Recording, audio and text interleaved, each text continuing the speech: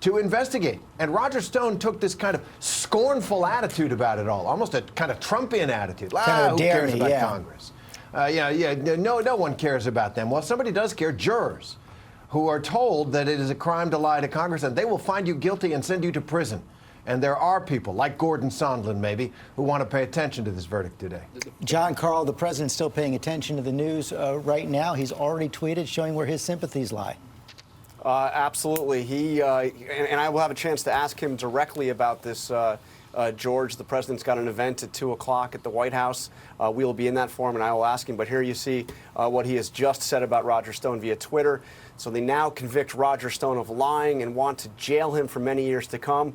Well, what about, and then he goes through the list of, Crooked Hillary, Comey, Strzok Page, the list of people that he thinks have been out to get him over the years, even suggesting, by the way, in there that Mueller himself should somehow be found guilty for something. And Pierre, one of the things you're seeing there in that list the president has following Roger Stone is one of the things that he's been saying for months, now going into years, that the initial investigation, FBI investigation into his campaign was corrupt from the start. No evidence of that has come to light so far, but we are awaiting an Inspector General's report looking into the origins of the Russia investigation. George, we are. The Inspector General report, we think, will be coming out perhaps as early December. He's looked at, again, as you said, the origins of just how the Russia investigation first started.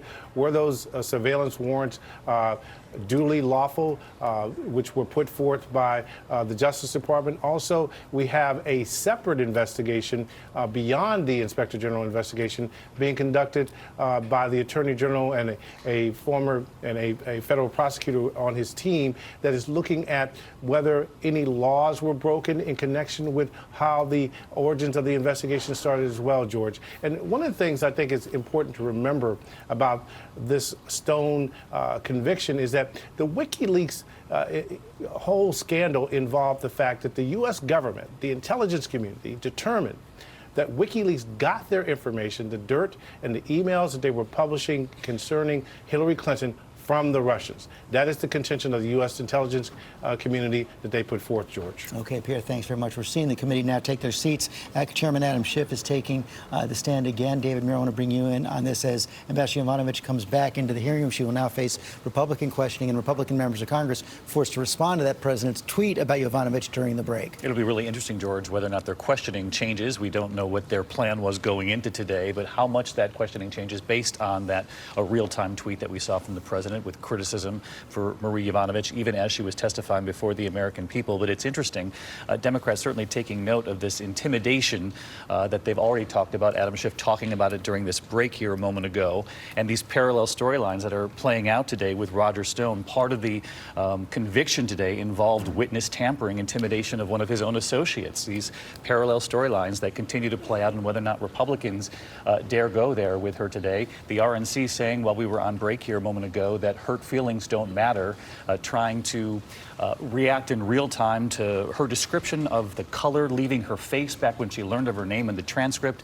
and then watching on live television today as nearly the same thing happened to her again during that live. Ambassador Yovanovitch is now heading back into the hearing room. She's just coming. She's going to be taking her seat right now. Mary Bruce, the members were on the floor during the break, going through several votes. Were you able to talk to any of the Republican members about how they plan to approach the ambassador in this second round? Well, George, based on our conversations with Republicans during this break, I would not expect them to follow the president's lead. It does not seem that they are going to be following the tone of the president's tweet there. They are not likely to attack her character, to attack her prior work as the president did. In fact, we have been pretty hard-pressed to find any Republicans who support the tone and tenor of the president's tweet. We have talked with many Republicans who say they respect the ambassador, but that they reiterate over and over and over again that this hearing, this impeachment inquiry, is not about Rudy Giuliani and his shadow campaign. They say it is about the president, that the president has the right to name anyone he wants to serve as his ambassador. And it seems like they're going to stick very, very close to the line of questioning that would suggest she wasn't there for the actions that are at issue right now when the president was talking to President Zelensky over the phone and the suspension of aid.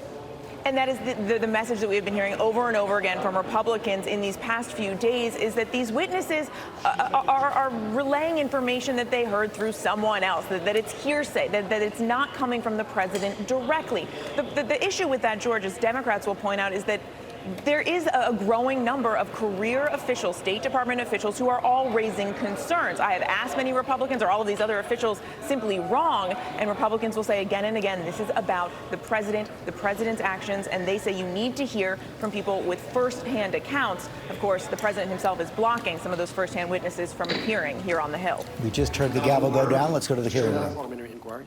General status inquiry. Thank you, sir.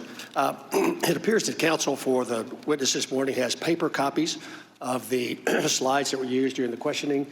If that's true, does that mean that you and or your team has been in coordination with him and or her with respect to her testimony this morning? And if that's true, how does that comport with HRS 660 and the fairness that it